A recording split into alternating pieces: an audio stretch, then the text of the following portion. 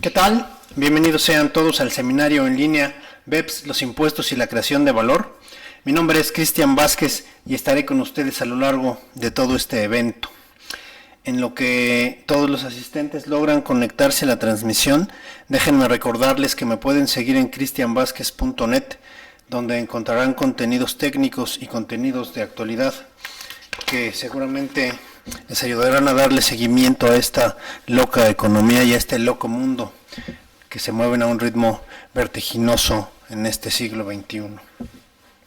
Vamos a dar comienzo con nuestro seminario y vamos a hablar de BEPS. BEPS, seguramente han escuchado ese nombre últimamente porque se ha puesto muy de moda. BEPS no es otra cosa que el acrónimo de Base Erosion and Profit Shifting, que traducido al español es algo así como erosión de la base gravable y reubicación de las utilidades. El plan BEPS o el proyecto BEPS debería entonces llamarse el plan anti-BEPS, porque lo que se busca es justamente llevar a cabo acciones que eviten la erosión de la base gravable y la reubicación de las utilidades. Así es que una vez teniendo claro el significado de estas siglas, vamos a entrar en materia. La erosión de la base gravable y la transferencia de utilidades de un estado a otro, de una jurisdicción fiscal a otra, son claros signos de la época económica en la que vivimos. Los países exportadores de inversión ven disminuidas sus ganancias y en consecuencia su recaudación, en detrimento del bienestar de sus habitantes. Bienestar de los habitantes, que es al fin y al cabo el fin último de un estado. ¿Estarán de acuerdo conmigo en que hoy en día la economía es muy distinta a la economía de hace 20 años, o a la de hace 50 años, o a la de hace 100 años? La economía hoy en día tiene características muy peculiares. Cada vez se vuelve más intangible, cada vez las cadenas de valor se vuelven más complejas y el elemento digital es preponderante. Todo sucede en esto que le llamamos la nube, todo sucede en Internet.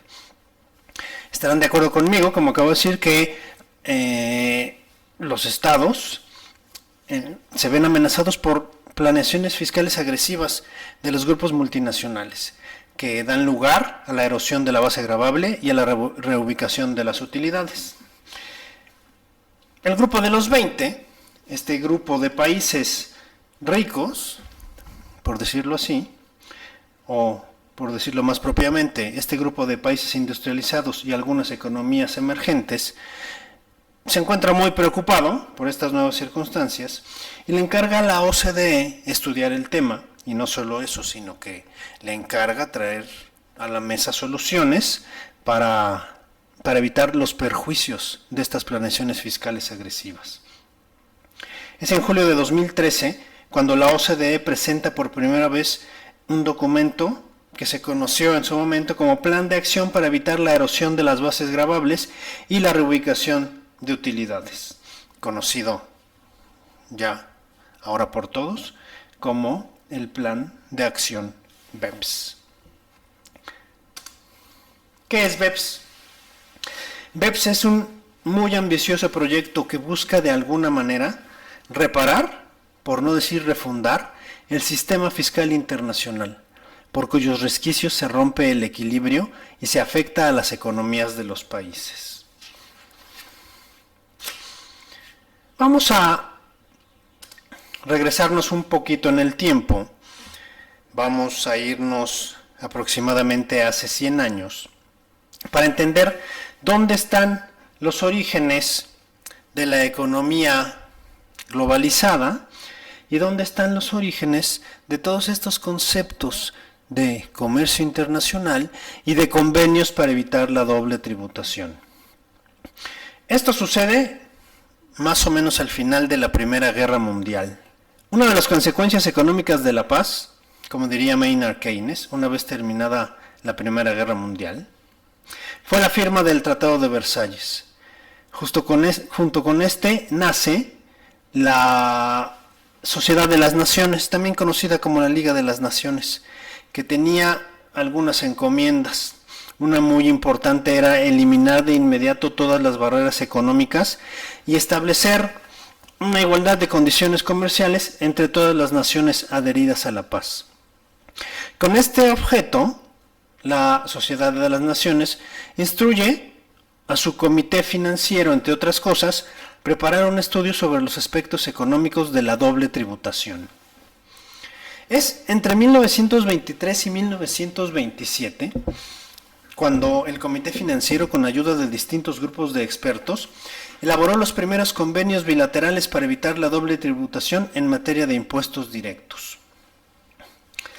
En 1929, el Consejo de la Liga de las Naciones designa un comité fiscal permanente que formuló normas fiscales para la imputación de los ingresos comerciales de las empresas que operaban en distintos países, grupos multinacionales.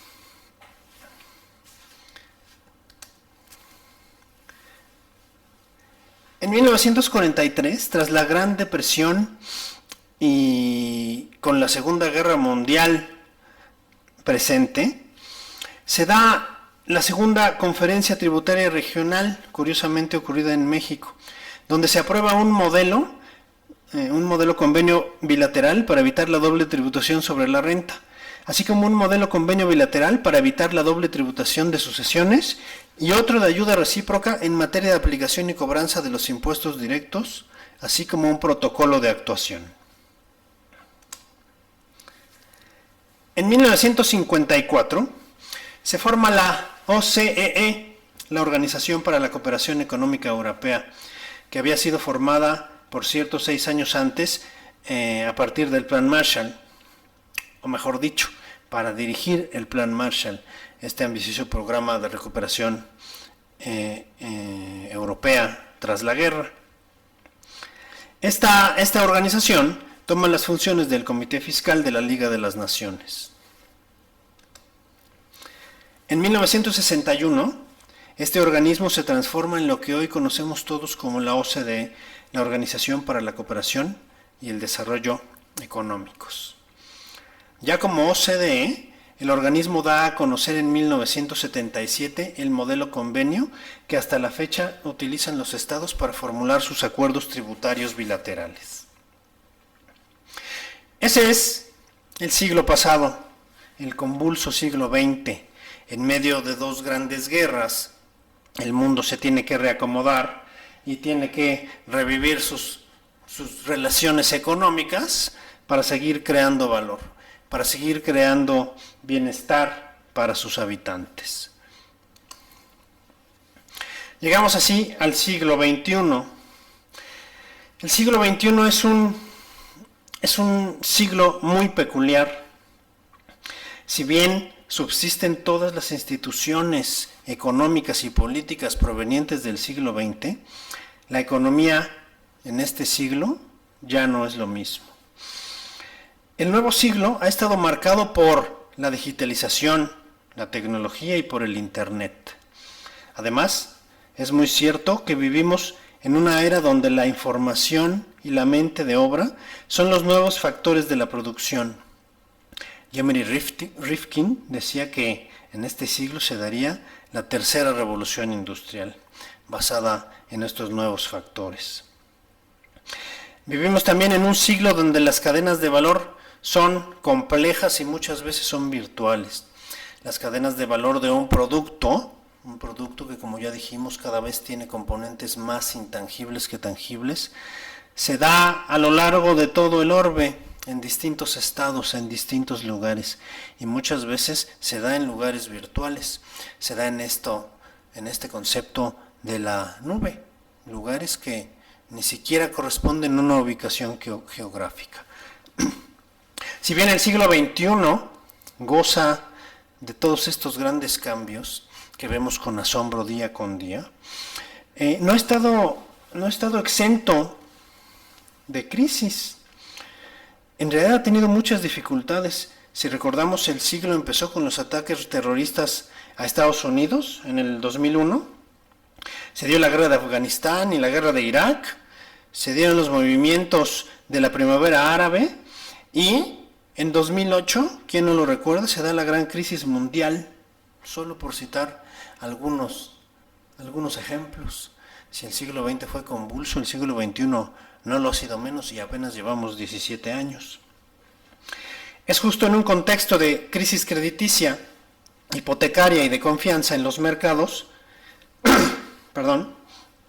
primero en Estados Unidos y luego permeada a América Latina y a Europa, que se dieron los primeros pasos para rescatar a la economía mundial y a los intereses de los grandes países inversionistas. Una economía precaria, donde se ponen en entredicho conceptos económicos fundamentales y en donde los estados tienen que voltear a revisar el resquebrajado sistema fiscal internacional. BEPS surge en estas circunstancias, ni más ni menos. 100 años después de los primeros conceptos sobre tributación internacional, BEPS es un punto de inflexión para el sistema fiscal en todo el mundo y no hay vuelta atrás. Pero, ¿con qué objetivos se lanza el proyecto BEPS? Tras los análisis de la OCDE, se concluyó que los grupos multinacionales llevaban a cabo esquemas de planeación fiscal cada vez más agresivas, que por supuesto ponían en severo riesgo la equidad fiscal internacional. Hay que señalar que existen dos hechos fundamentales que le preocupan a BEPS, que le preocupan especialmente. Uno es la economía digital y la cada vez más común presencia de intangibles en las cadenas de valor. El otro es la falta de claridad y transparencia en la manera en que se reportan las transacciones para establecer su gravamen. Con esto en la mira, y con el fin de establecer mecanismos que logren una recaudación óptima y equitativa, el proyecto BEPS se plantea estos 4 objetivos muy concretos que enunciaremos en estos siguientes 4 puntos. Objetivo 1. Evitar la doble no tributación. Así es, leyeron bien. La doble no tributación, provocada por las divergencias de los sistemas tributarios en un entorno de economía digital, en una transacción económica que sucede en Internet, que sucede en lugares virtuales. Ni siquiera queda claro quién está creando valor y sobre todo quién está pagando impuestos por ese valor creado. Con BEPS se sospecha ampliamente que nadie lo está haciendo. Objetivo 2. Adecuar los sistemas tributarios a la nueva realidad económica. Objetivo 3. Alinear la tributación con la sustancia económica y las cada vez más complejas cadenas de valor. Este punto es fundamental. Si la economía ya cambió, si las cadenas de valor son cada vez más complejas, los impuestos se tienen que adecuar. Objetivo 4. Adopción de acciones coordinadas que eviten medidas unilaterales que pudieran causar la doble tributación. Ya han pasado 100 años donde se ha tratado de, donde se ha tratado de eliminar esta asimetría entre los sistemas fiscales. Hoy con BEPS es fundamental que esto se logre. Para lograr estos objetivos, BEPS lanzó en su momento 15 acciones con las cuales pretende reparar o refundar el sistema fiscal internacional. Ahora vamos a repasar las 15 acciones. Digamos que todas estas acciones responden a 3 pilares fundamentales de actuación. Estos pilares son: procurar la coherencia del impuesto sobre la renta en el contexto internacional, alinear la tributación con la verdadera sustancia económica de las transacciones. Suena repetitivo, pero es importantísimo. El tercer pilar, procurar la transparencia en el contexto internacional para eliminar la asimetría en la información entre contribuyentes y los estados involucrados. Con estos 3 pilares, entonces, se conforman 15 acciones, las famosísimas 15 acciones del plan BEPS. Estas, antes de enumerarlas, se pueden clasificar en cuatro grupos, de acuerdo a su objetivo. Un primer grupo que lo que busca es lograr coherencia internacional en los impuestos que se cobran a las compañías. Un segundo grupo que lo que busca es reinstaurar los efectos de los estándares internacionales. Un tercero que lo que busca es garantizar la transparencia, promoviendo al mismo tiempo mayor certeza y previsibilidad, tanto para los contribuyentes como para los fiscos. Un cuarto grupo que busca transformar los acuerdos políticos en reglas fiscales. Y una regla particular, que es la acción 1, que lo que busca es afrontar los retos de la economía digital. Así, vamos a repasar las acciones del plan. ¿A qué se refieren cada una de ellas?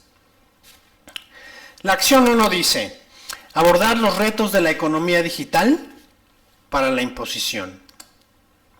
Acción 2, neutralizar los efectos de los mecanismos híbridos, generadores de doble no tributación, doble deducción o diferimiento.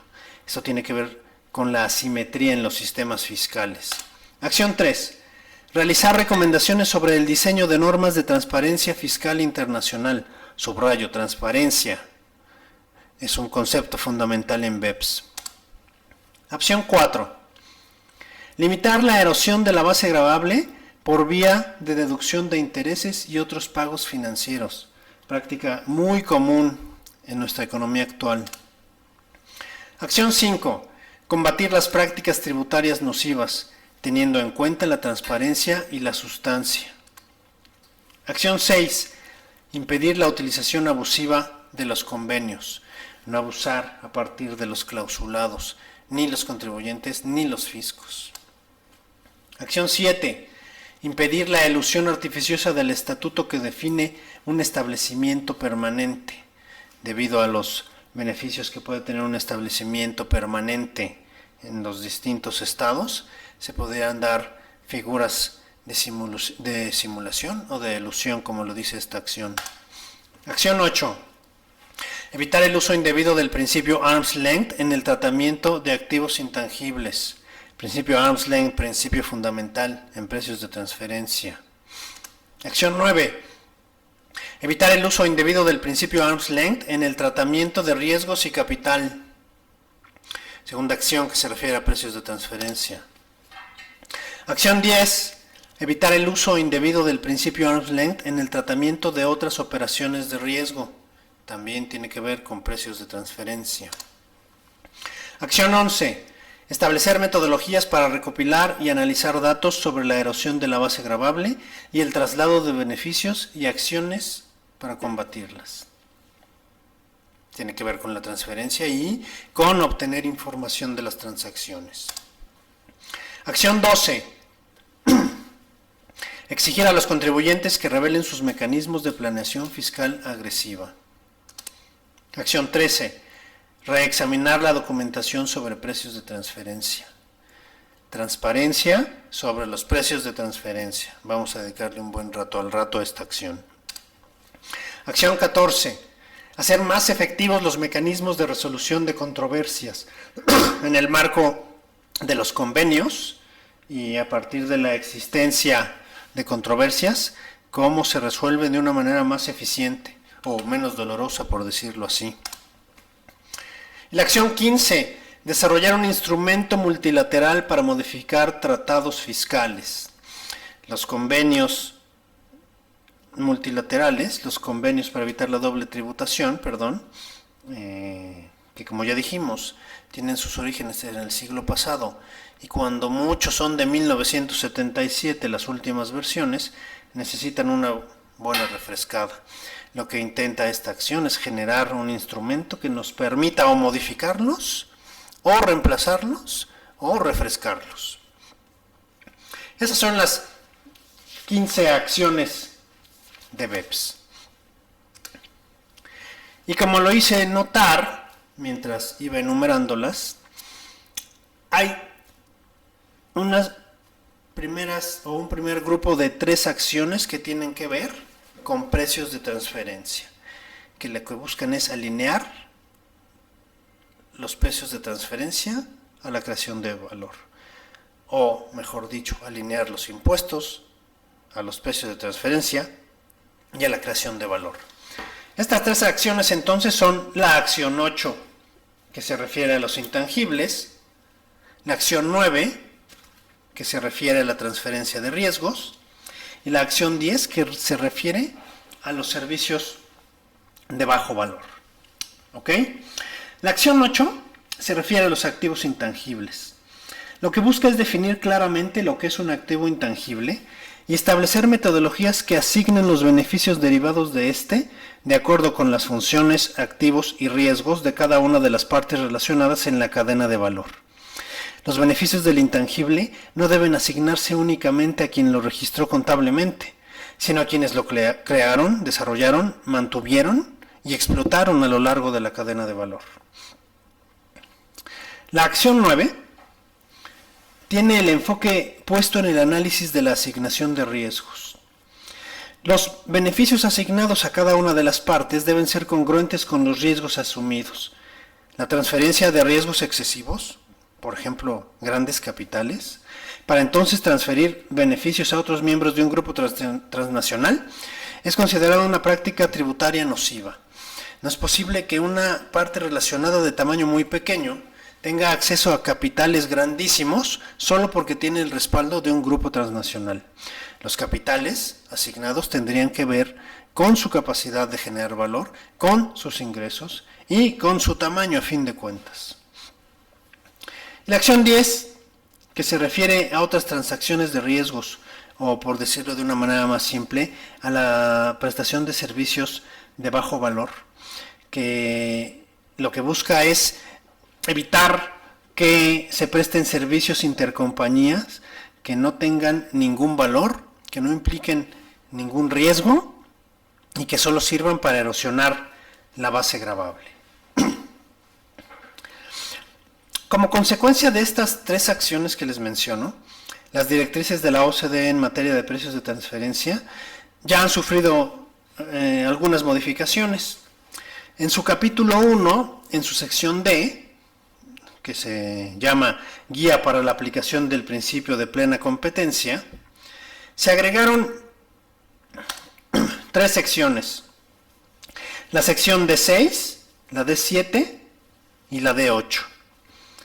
Como consecuencia de las modificaciones al tratamiento de los activos intangibles, también se modificó el capítulo 6, y como consecuencia de dedicar un espacio a los servicios intragrupo de bajo valor, se modificó el capítulo 7.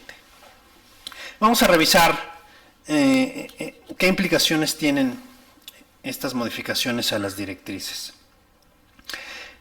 En la sección D6 se tratan las diferencias que existen en los mercados por su ubicación geográfica. Por fin, en las directrices se contempla esta situación y de ahora en adelante se vuelve importantísimo que nuestras comparables correspondan al mercado geográfico al que corresponde nuestra empresa evaluada. Y si no es así, entonces se deberá incorporar un ajuste para mejorar la comparabilidad y tomar en cuenta esta diferencia fundamental que es la ubicación geográfica. Recordemos que la teoría económica en la que se basa la OCDE para armar las directrices de los precios de transferencia es suponer que existe una industria o un mercado de plena competencia.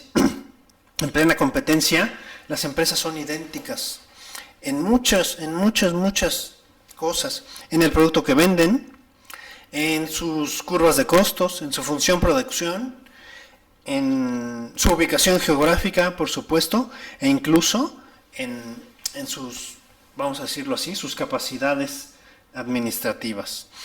Es por eso que cuando nosotros hacemos la comparación, hacemos los ajustes para mejorar la comparabilidad que sean pertinentes, para lograr que este supuesto se dé de la mejor manera en la aplicación práctica de nuestra medición. Y no podemos dejar de lado lo que es la importancia que tiene la ubicación geográfica. En la sección D7 se destaca que el grado de especialización o de calificación de los trabajadores pueden tener una injerencia directa en el precio de un bien o un servicio y pueden generar una diferenciación. Esta circunstancia es motivo de un ajuste para mejorar la comparabilidad. Y ya que estamos hablando de mejorar la comparabilidad, también la sección D8 continúa con este tema. Se refiere a las sinergias que se pueden crear en un grupo de empresas relacionadas y de cómo esto afecta no únicamente la comparación con partes independientes, sino la manera en que se asignan los beneficios de la transacción entre las partes involucradas. Las sinergias que se crean son, pues, diferenciadores que impactan al precio y que deben ser tomadas en cuenta al momento de hacer la comparación.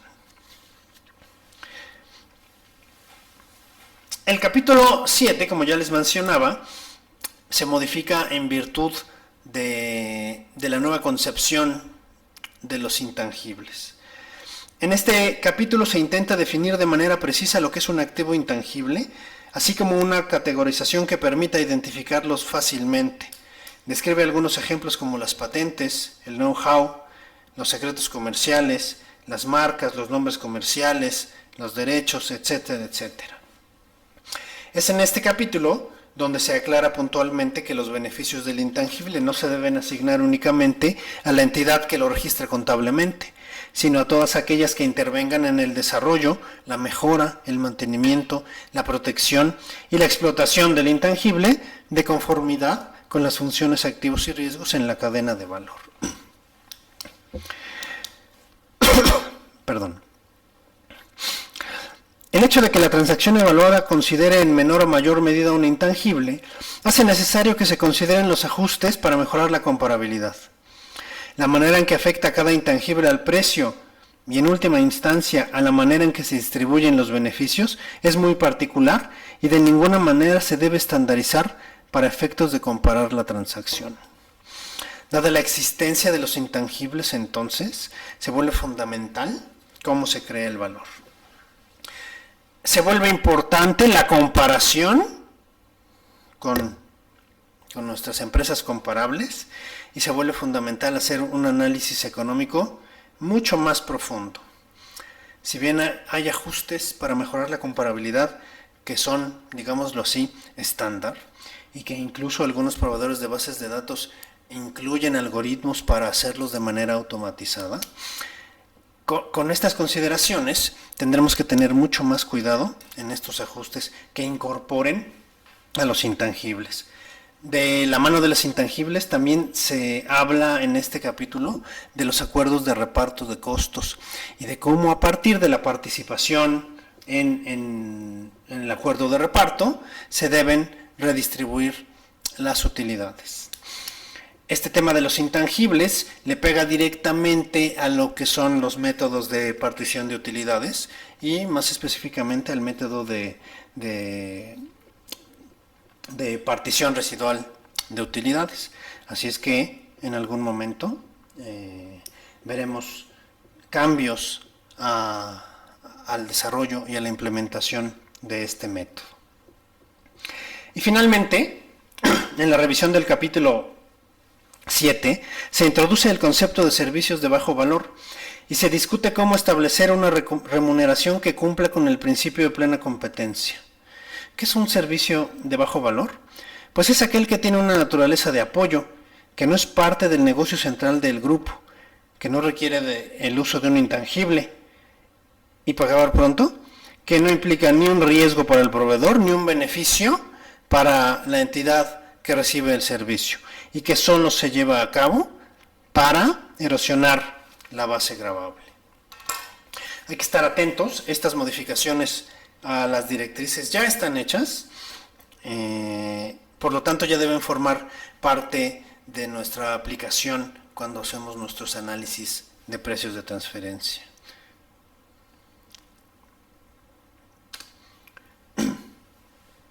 La acción 13. La acción 13 también tiene que ver con precios de transferencia. Tiene que ver con cómo se reporta, cómo se documenta en materia de precios de transferencia y cómo se informa a los fiscos sobre las políticas de precios. La acción 13 de BEPS reconoce que la transparencia en materia de precios de transferencia es fundamental y que proveer de la información suficiente a las administraciones fiscales es básico para que ejerzan sus facultades de comprobación. Que las ejerzan es una parte esencial para resolver el problema de la erosión de la base gravable. Así es que esta acción 3 lo que busca es darle elementos a las administraciones fiscales para que puedan atender los requerimientos, evaluar los riesgos y llevar a cabo sus facultades de comprobación. ¿Qué hace la acción? Exige a los grupos multinacionales a proporcionar a los fiscos involucrados información sobre sus operaciones empresariales, sus políticas de precios de transferencia y alguna otra información que ahora voy a detallar en 3 archivos. Un archivo maestro que estará a disposición de todos los estados involucrados y que contendrá las políticas de precios y las operaciones empresariales. Un segundo archivo llamado archivo local, en el que se identifiquen las operaciones con la parte relacionada correspondiente, el monto de la transacción y el análisis realizado para la determinación del precio de transferencia. Este archivo básicamente constituye o contiene la información que hoy en día se concentra en el comúnmente llamado estudio de precios de transferencia. Así es que si antes nuestro estudio se quedaba guardado en el cajón hasta que alguien viniera a pedírmelo, la autoridad viniera a pedírmelo, ahora será el insumo principal para armar el archivo local. Hay un tercer archivo al que se refiere esta acción 13, se llama informe país por país. En él las empresas multinacionales deben declarar sus ingresos, sus utilidades y sus impuestos pagados en cada jurisdicción en la que operan. Además, por cada jurisdicción deberán dar información económica como el total de los trabajadores de la empresa, el capital, las utilidades no distribuidas y la existencia de activos intangibles. Como lo dice el texto de la OCDE, estos 3 documentos en su conjunto obligarán a los contribuyentes a articular posiciones coherentes en materia de precios de transferencia y ofrecerán a las administraciones fiscales información útil a efectos de evaluar el riesgo de precios de transferencia y optimizar la utilización de los recursos de inspección. Por último, quiero hablar de la acción 15, que se refiere a la Convención Multilateral para adoptar las medidas de prevención de BEPS que afectan los convenios fiscales, conocido popularmente como el instrumento multilateral o el convenio multilateral. Ya decía hace algunos minutos que los convenios para evitar la doble tributación provienen del siglo pasado, de una realidad totalmente distinta, y a BEPS le preocupa que no cumplan con ciertos estándares ni que representen la realidad de la economía, ni que logren la simetría entre los sistemas fiscales. Así es que este convenio multilateral busca transponer los resultados del proyecto BEPS en más de 2.000 convenios en todo el mundo. Servirá para adoptar los estándares mínimos dirigidos a contrarrestar el abuso de convenios y mejorar los mecanismos de resolución de conflictos. Además va a proporcionar la flexibilidad necesaria para amoldarse a las distintas políticas fiscales en materia de convenios establecidas hoy por los países. Se espera que este convenio permita a los gobiernos fortalecer sus convenios con otras medidas de carácter convencional concebidas en el marco del proyecto BEPS. Vamos a enumerar algunas conclusiones que preparé, 5 nada más, muy breves. La 1, si pudiéramos definir BEPS en 2 frases muy cortas, diríamos que BEPS se trata de alinear los impuestos a la creación de valor en este nuevo contexto económico. Y sobre todo, con mayúsculas, tiene que ver con transparencia. Conclusión 2. Como lo hice notar, el 25% de las acciones de BEPS tiene que ver con precios de transferencia. Así es que precio de transferencia nunca ha dejado de estar de moda, pero ahora tomará un importante auge a partir de la implementación de las acciones de BEPS. Conclusión 3. México es un early adopter. Vendrán muchos cambios en la legislación doméstica muy pronto. Conclusión 4. Por lo pronto, en lo que vienen más cambios, hay que cumplir con las informativas de precios de transferencia por el ejercicio de 2016. Conclusión 5. El mundo ya cambió. La manera en que hacemos negocios, creamos riqueza y pagamos impuestos tiene que cambiar. Próxima.